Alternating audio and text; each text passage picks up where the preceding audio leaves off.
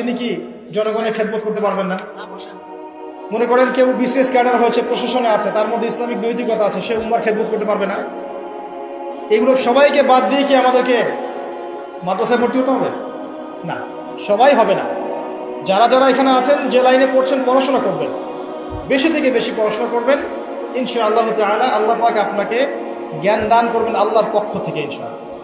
এই পড়াশোনার পাশাপাশি কি করবেন? এই পড়াশোনার পাশাপাশি আপনাকে ইসলামিক কিছু সাবজেক্ট পড়তে হবে। অনেকদিন বলেছি, আমি আবারও বলছি, কারণ আল্লাহ পাক সূরা আর রহমানের মধ্যে 31 বার বলেছেন কেন বলেছেন বারবার? কারণ বিষয়টা গুরুত্বপূর্ণ ছিল। আপনাকে কোরআন পড়তে হবে। এক নাম্বার, কোরআন পড়া জানেন কারা কারা? হাত তোলেন দেখি।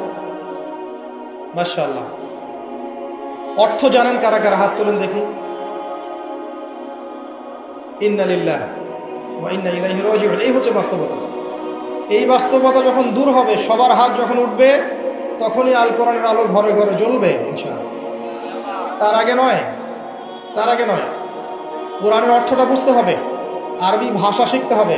ওই যে বলেছিলাম একটা লেকচারে, আপনাদের মা বোনরা হিন্দি বোঝে না? বোঝে? হিন্দিতে থোড়ি বহুত বাতচিত করতে পারে? পারে। কিভাবে শিখেছে? মিডিয়া দিয়ে, সিরিয়াল দিয়ে, মুভিজ দিয়ে, সং দিয়ে শিখেছে না?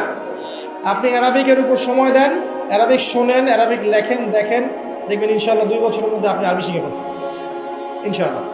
আরবি শেখেন, কোরআন অনুবাদ পড়েন, যে তাফসিরটা আপনার কাছে ভালো মনে হয় সেটা পড়েন। ইবনে কাসির হোক, জালালাইন হোক, মারিফুল কোরআন হোক, যেটা আপনার কাছে বেস্ট মনে হয় সেটা পড়েন। একাধিক তাফসির পড়েন। এরপর কি করবেন? হাদিসের বইগুলো পড়েন। ছোট ছোট বইগুলো থেকে বড় বইয়ের দিকে যান। ছোট বই যেমন আপনার এই যে ফায়জুল কালাম, মিশকাতুল মাসাবি, বুলুগুল মারাম, মিন আদিল্লাতিল আহকাম। পরে আপনি একটু উঁচু লেভেলে যান, তিরমিজি, নাসাই, আবু দাউদে যান, পরে গিয়ে বুখারী মুসলিমে যান। এক লাফ দিয়ে বুখারী মুসলিমে যাওয়ার চেষ্টা করবেন না। যদি করেন তাহলে কি হবে জানেন?